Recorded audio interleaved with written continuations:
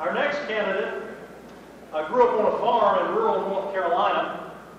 He graduated from Virginia Tech, served in the Army, and worked in city government administration.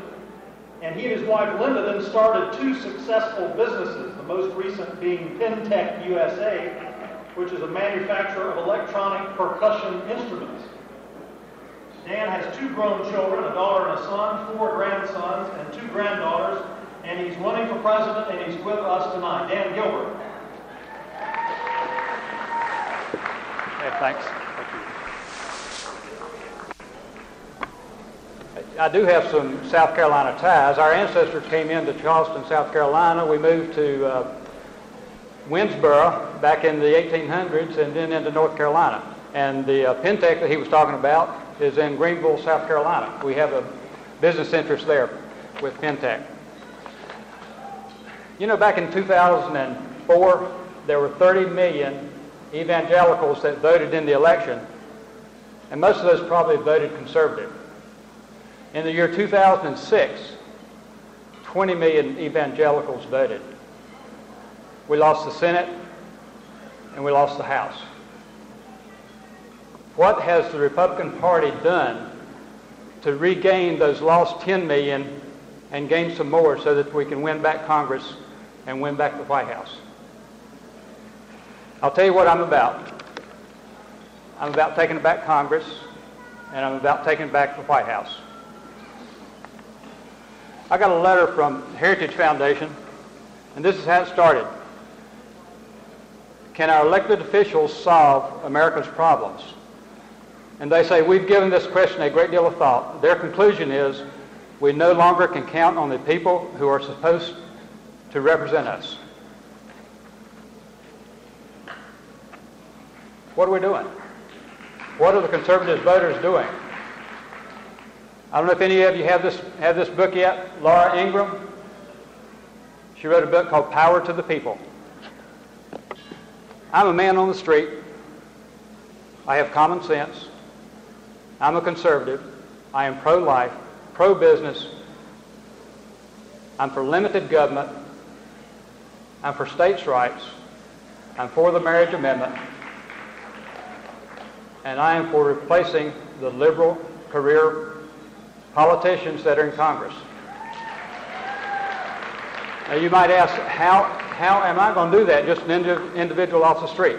If you go to my website called WeThePeopleForPresident.com, there's a section there where we are encouraging and inspiring other conservatives, Republicans, to run for those Senate seats and the House seats. The only way that it's going to be power to the people is if we do it ourselves. We cannot depend on the politicians in Washington to do what's best for our country and what's best for our children. It's a sad day when Congress acts like children. I don't know if you've seen, there are several points I'd like to make. We need to go and take care of the issues that will destroy this country. What are those issues? I'll just give you several. One is the border. We need to put the military on the border immediately. And don't worry about posse comitatus, because it's an invasion, folks. It has nothing to do with criminal activity. Then we need to take care of illegal immigration, send everyone home that's not legal, let them come back through like they're supposed to. We need to protect our sovereignty. We should have nothing to do with the North American Union. I agree with Ron Paul on that. We should have...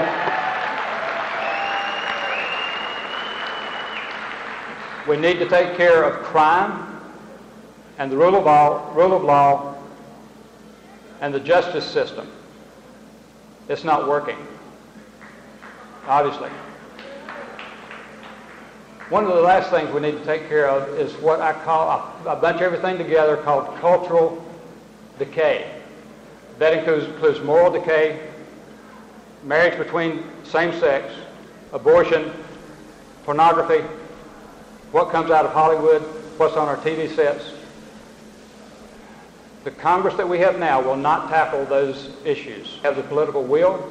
They do not have the political power to do that. They have too much influence from big business, from the Republican Party, from the Democratic Party, from MoveOn.org. The man on the street, the woman on the street, we have to step forward and take control of this country. We do it one person at a time. I'm depending on you. Maybe you're one of the people that needs to step forward.